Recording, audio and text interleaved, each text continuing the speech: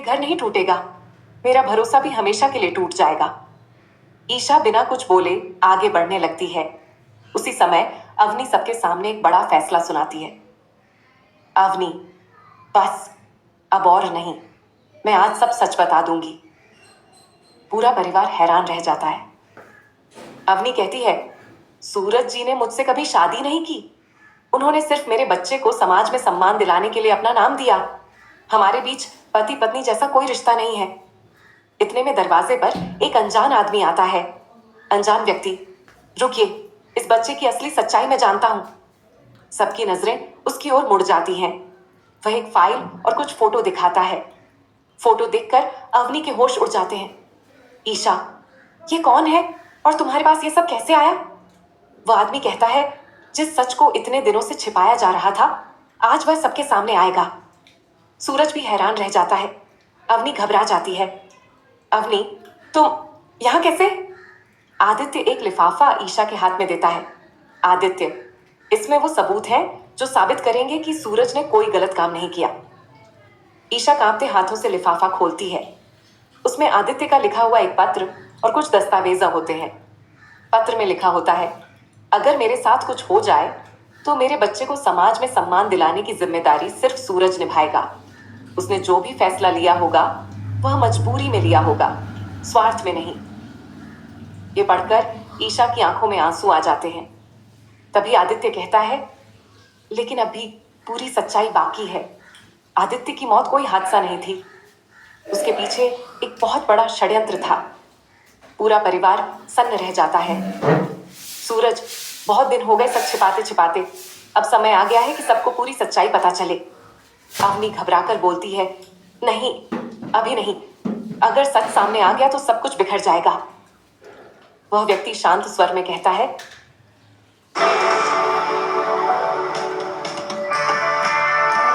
है, झूठ के सहारे कोई रिश्ता ज्यादा दिन नहीं टिकता। फिर वह ईशा को एक पेन ड्राइव और कुछ दस्तावेज देता है। इनमें हर सवाल का जवाब है। सूरज ने जो किया किसी मजबूरी में किया, उसने कभी तुम्हें धोखा नहीं दिया। ईशा सबूत देखने के लिए तैयार होती है। तभी सूरज उसका हाथ पकड़कर कहता है, आज के बाद हमारे बीच कोई राज नहीं रहेगा। मैं पूरी सच्चाई अपने मुंह से बताऊंगा। सूरज पूरे परिवार के सामने अपनी कहानी बताना शुरू करता है। उसकी बात सुनते सुनते ईशा की आंखों से आंसू बहने लगते हैं। तभी अवनी कहती है, गलती सूरज जी की नहीं, सबसे बड़ी गलती मेरी थी। अब मैं खुद सब सच बता दूंगी। पूरा परिवार अवनी की ओर देखने लगता है। अवनी गहरी सांस लेकर बोलती है, अवनी, आज मैं जो सच बताने जा रही हूं उसे सुनने के बाद शायद आप सबकी सोच बदल जाए। ईशा और सूरज उसकी ओर देखते हैं। अवनी आगे कहती है, आदित्य की मौत के बाद मैं बिल्कुल अकेली पड़ गई थी। मेरे पास रहने की जगह नहीं थी और मेरे बच्चे का भविष्य भी अंधेरे में था। उसी समय सूरज जी ने मेरी मदद की। उन्होंने साफ कहा था कि वो मुझसे कभी पति पत्नी का रिश्ता नहीं बनाएंगे। उन्होंने सिर्फ मेरे बच्चे को सम्मान देने के लिए अपना नाम दिया। रिया भावुक होकर पूछती है, तो क्या भैया ने भाभी से कुछ भी नहीं छिपाया था? सूरज सिर झुकाकर कहता है, मेरी सबसे बड़ी गलती यही थी कि मैंने इतना बड़ा फैसला ईशा को बताए बिना ले लिया। मेरा इरादा कभी उन्हें दुख पहुंचाने का नहीं था। ईशा की आंखों में आंसू आ जाते हैं। ईशा, गलती इरादे की नहीं थी, सूरज, भरोसा टूटने की थी।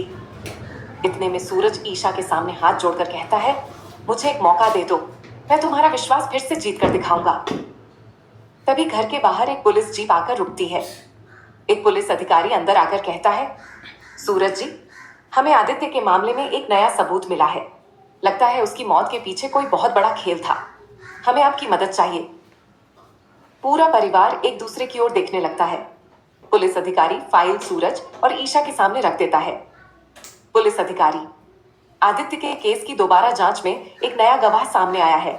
उसके बयान से पता चला है कि आदित्य की मौत एक दुर्घटना नहीं थी। ईशा तुरंत पूछती है, वो गवाह कौन है? तभी एक बुजुर्ग व्यक्ति अंदर आता है। बुजुर्ग, मैं उस रात वहीं था। मैंने सब अपनी आंखों से देखा था, लेकिन डर की वजह से इतने साल चुप रहा। पूरा परिवार हैरान रह जाता है।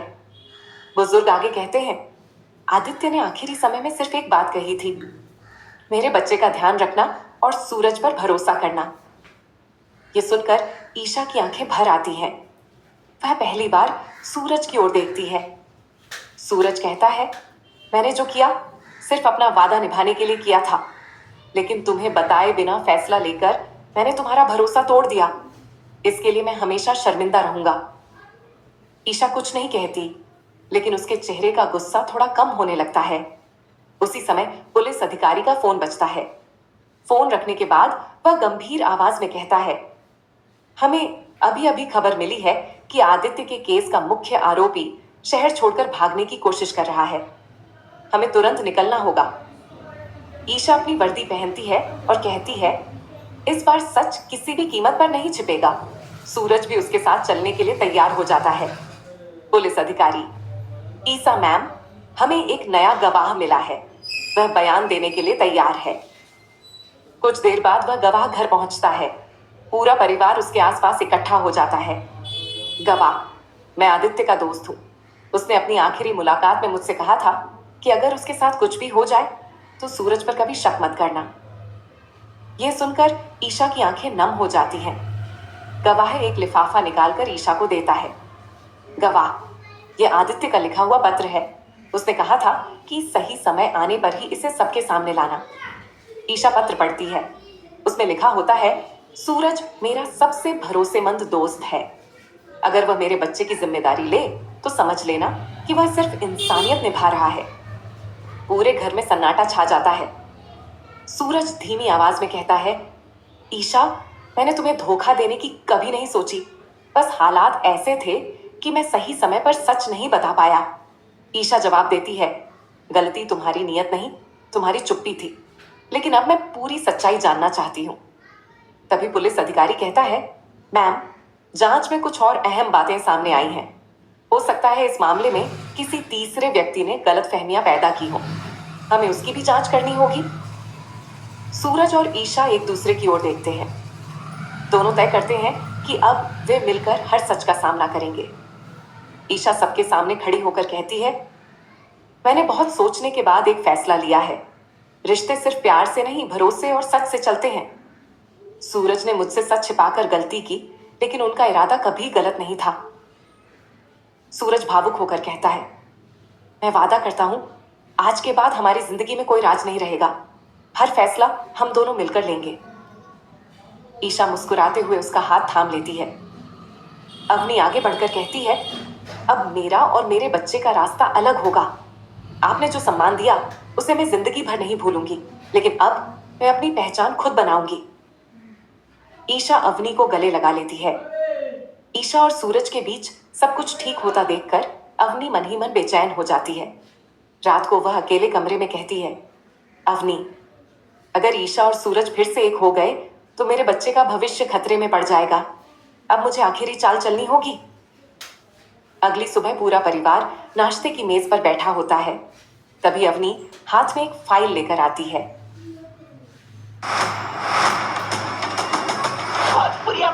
ये लो। सब उसकी ओर देखने लगते हैं। अवनी फाइल मेज पर रखकर कहती है, मैं इस घर से चली जाऊंगी, लेकिन उससे पहले सूरज जी को अपना वादा निभाना होगा। उन्होंने मेरे बच्चे की पढ़ाई, परवरिश और भविष्य की जिम्मेदारी लेने का वादा किया था। मैं चाहती हूं कि यह बात लिखित में सबके सामने तय हो। पूरा परिवार चौंक जाता है। ईशा शांत स्वर में कहती है, अगर यह सिर्फ बच्चे के भविष्य की बात है तो मुझे कोई आपत्ति नहीं, लेकिन हमारे रिश्ते में अब कोई गलतफहमी नहीं आने दूंगी। ईशा की बात सुनकर अवनी हैरान रह जाती है। उसकी नई चाल भी ईशा और सूरज के भरोसे को नहीं तोड़ पाती। अवनी मन ही मन सोचती है, लगता है अब मुझे इससे भी बड़ी चाल चलनी पड़ेगी। अगली सुबह अवनी अपने कमरे में एक पत्र छोड़कर चुपचाप घर से निकल जाती है। जब ईशा को पत्र मिलता है तो वह सबके सामने पढ़ती है। पत्र में लिखा होता है, मैं नहीं चाहती कि मेरी वजह से आपका परिवार टूटे, इसीलिए मैं जा रही हूं। लेकिन अगर मेरे बच्चे के साथ कुछ भी हुआ तो इसकी जिम्मेदारी आप सबकी होगी। पूरा परिवार परेशान हो जाता है। सूरज तुरंत कहता है, अवनी, इस हालत में अकेली नहीं रह सकती, हमें उसे ढूंढना होगा। ईशा भी सहमत हो जाती है। ईशा, हम उसे वापस लाएंगे, लेकिन इस बार सब कुछ सच और भरोसे के साथ होगा। उसी समय रिया घबराकर दौड़ती हुई आती है। रिया, भैया, अवनी दीदी का फोन आया था। उनकी आवाज बहुत डरी हुई लग रही थी। उन्होंने सिर्फ इतना कहा, मुझे बचा लीजिए। फिर फोन कट गया। सूरज और ईशा एक दूसरे की ओर देखते हैं। सूरज, कुछ तो गड़बड़ है। अवनी ऐसा नाटक नहीं करेगी। ईशा तुरंत पुलिस टीम को निर्देश देती है, फोन की आखिरी लोकेशन पता करो। हमें जल्द से जल्द अवनी तक पहुंचना होगा। घर के सभी लोग भगवान से प्रार्थना करने लगते हैं। एपिसोड समाप्त। पुलिस स्टेशन पहुंचते ही कहती है ईशा, अवनी का फोन जिस नंबर से आया था उसकी पूरी जानकारी तुरंत निकालिए। कुछ देर बाद एक कांस्टेबल रिपोर्ट लेकर आता है। कांस्टेबल, मैडम, कॉल अवनी के ही फोन से किया गया था, लेकिन उसके बाद से फोन बंद है। सूरज चिंतित हो जाता है। सूरज, अवनी डरने वालों में से नहीं है। अगर उसने मदद मांगी है तो जरूर कोई बड़ी बात हुई है। उसी समय पुलिस स्टेशन के रिसेप्शन पर एक कुरियर आता है। उसके अंदर एक लिफाफा और एक छोटी सी चिट्ठी होती है। ईशा चिट्ठी पढ़ती है। अगर अवनी को सुरक्षित देखना चाहते हो तो जल्दबाजी मत करना। सच जानने की कोशिश की तो बहुत देर हो जाएगी। पूरा कमरा शांत हो जाता है। रिया घबराकर पूछती है, अब क्या करेंगे? ईशा दृढ़ आवाज में कहती है, डर कर नहीं, कानून के अनुसार आगे बढ़ेंगे। जिसने भी यह किया है उसे बख्शा नहीं जाएगा। तभी पुलिस अधिकारी अंदर आकर कहता है, मैडम, एक महिला थाने आई है। वह कह रही है कि उसने अवनी को आखिरी बार देखा था और वह बयान देना चाहती है। ईशा और सूरज तुरंत उस महिला से मिलने के लिए आगे बढ़ते हैं। महिला कहती है, अवनी ने मुझसे सिर्फ एक बात कही थी, अगर मैं वापस ना आऊं तो ईशा जी को बता देना कि मैं उनसे माफी मांगना चाहती थी। ईशा की आंखें भर आती हैं, लेकिन पुलिस की मदद से अवनी सुरक्षित मिल जाती है। उसे घर लाया जाता है। पूरा परिवार राहत की सांस लेता है। ताई माँ भावुक होकर कहती है, बेटी, तू ठीक है, बस यही हमारे लिए सबसे बड़ी बात है। अवनी कुछ देर चुप रहती है, फिर सबके सामने कहती है, अवनी, अगर आप सच में चाहते हैं कि मैं इस घर में रहूं तो मेरी एक शर्त है। सब हैरानी से उसकी ओर देखते हैं। अवनी, मैं तभी इस घर में रहूंगी जब सूरज मुझसे शादी करेंगे। अगर ऐसा नहीं हो सकता तो मैं अभी इसी वक्त ये घर छोड़ दूंगी। पूरे घर में सन्नाटा छा जाता है। रिया गुस्से में कहती है, अवनी, तुम जानती हो कि सूरज भैया और ईशा भाभी एक दूसरे से कितना प्यार करते हैं, फिर ऐसी शर्त क्यों? सूरज शांत लेकिन दृढ़ आवाज में जवाब देता है, अवनी, मैंने तुम्हारी और तुम्हारे बच्चे की जिम्मेदारी लेने का वादा किया था, लेकिन शादी का सवाल ही नहीं उठता। मेरी पत्नी सिर्फ ईशा है और हमेशा वही रहेगी। ईशा भी आगे बढ़कर कहती है, किसी की मदद करना और किसी रिश्ते की जगह लेना दोनों अलग बातें हैं। इस घर का फैसला किसी दबाव में नहीं होगा। अवनी कुछ पल सबकी ओर देखती है। उसके चेहरे पर निराशा साफ दिखाई देती है। अवनी, ठीक है, अगर मेरी शर्त मंजूर नहीं तो मैं चली जाऊंगी, लेकिन याद रखिए, इस फैसले के बाद मेरी जिंदगी पूरी तरह बदल जाएगी। इतना कहकर वह अपना बैग उठाती है और दरवाजे की ओर बढ़ने लगती है। अवनी बैग लेकर दरवाजे तक पहुंच जाती है। तभी ताई माँ उसे रोक लेती है। ताई माँ, रुक जा बेटी, गुस्से में लिया गया फैसला हमेशा गलत होता है। अवनी की आंखों में आंसू आ जाते हैं। अवनी, मैं किसी का घर नहीं तोड़ना चाहती, लेकिन मैं अपने बच्चे को बिना पहचान के भी नहीं रखना चाहती। सूरज आगे बढ़कर कहता है, सूरज, मैंने पहले भी कहा था और आज भी कह रहा हूँ, तुम्हारे बच्चे की पूरी जिम्मेदारी मेरी रहेगी। उसकी पढ़ाई, परवरिश और सम्मान में कभी कोई कमी नहीं आने दूंगा। लेकिन शादी नहीं कर सकता क्योंकि मैं अपनी पत्नी ईशा से प्यार करता हूँ और उसी के साथ अपना रिश्ता निभाऊंगा। ईशा भी अवनी के पास आकर कहती है, ईशा, अगर तुम्हें इस घर में सुरक्षा चाहिए तो तुम्हें मिलेगी, लेकिन इस घर में किसी रिश्ते पर शर्त रखकर नहीं रहा जा सकता।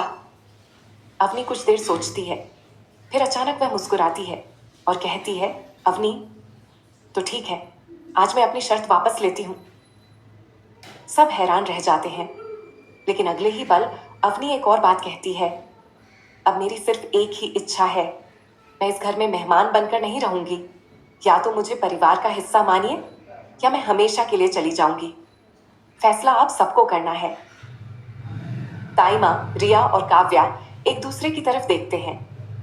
अब पूरे परिवार के सामने एक नया फैसला लेने की चुनौती खड़ी हो जाती है। पूरा परिवार बैठक में बैठा होता है। माहौल बेहद गंभीर होता है।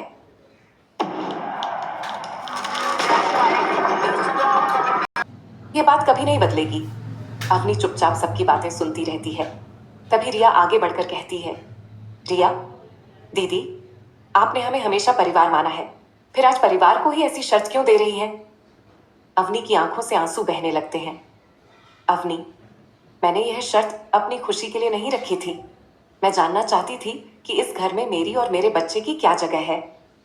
सूरज आगे बढ़कर कहता है, सूरज, तुम इस घर में हमेशा सम्मान के साथ रह सकती हो, लेकिन पति पत्नी का रिश्ता सिर्फ मेरा और ईशा का है। ईशा भी अवनी का हाथ पकड़ लेती है।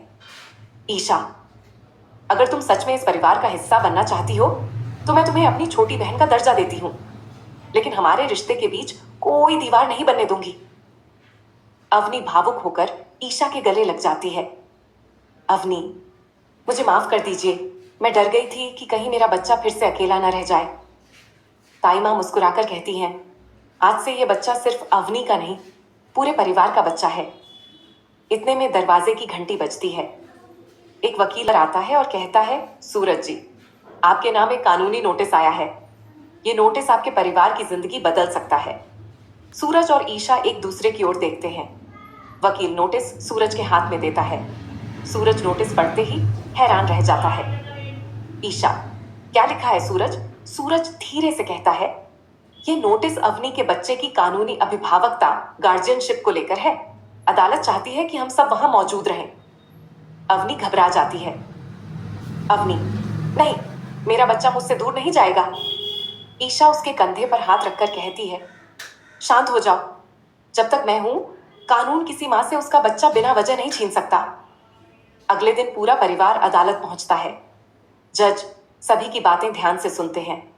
फिर जज अवनी से पूछते हैं, क्या आप सूरज से शादी करना चाहती हैं या सिर्फ अपने बच्चे का सुरक्षित भविष्य चाहती हैं? अवनी कुछ पल चुप रहती है। फिर उसकी आंखों से आंसू बहने लगते हैं। अवनी, मुझे शादी नहीं चाहिए। मुझे सिर्फ यह भरोसा चाहिए कि मेरे बच्चे को कभी अकेला नहीं छोड़ा जाएगा। सूरज तुरंत कहता है, मैं आज भी अपने वादे पर कायम हूं।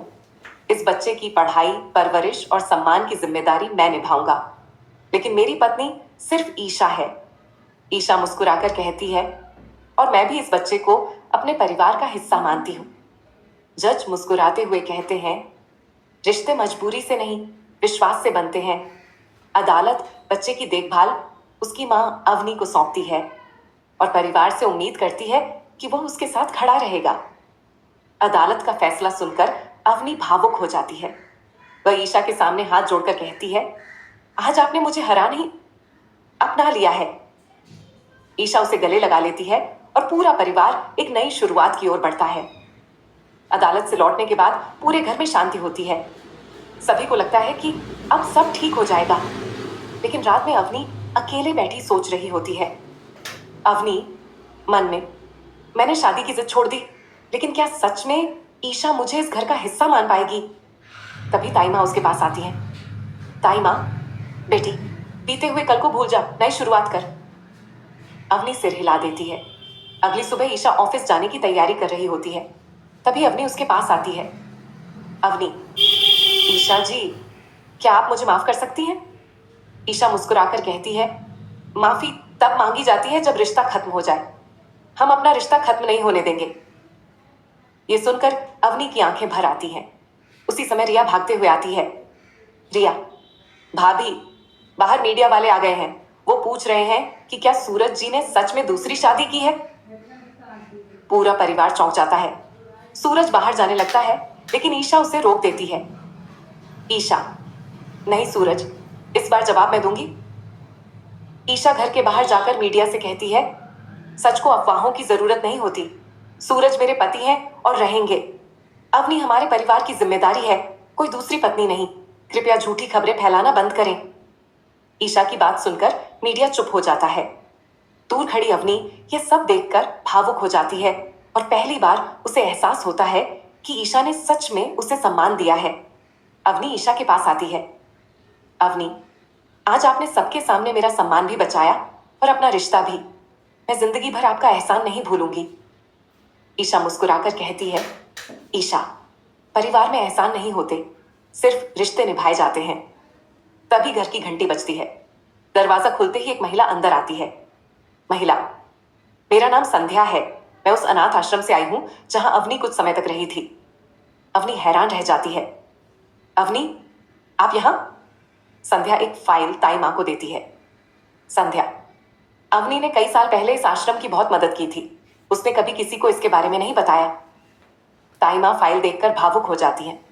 ताई मां, इतना बड़ा काम किया और कभी किसी से कहा भी नहीं?